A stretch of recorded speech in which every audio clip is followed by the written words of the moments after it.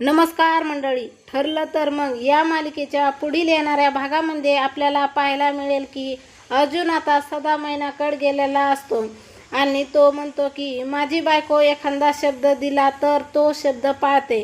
मैना म्हणते की मग तुझी बायको कुठे आहे? तेव्हा अर्जुन म्हणतो की तुमच्या मुलीचा खरा चेहरा दाखवण्यासाठी ती गेली आहे. त्यानंतर सायली व्हिडिओ कॉल करते आणि सदा मैनाला म्हणते, डोळ्यात तेल घालून बघा तुमच्या खऱ्या मुलीचा खरा चेहरा.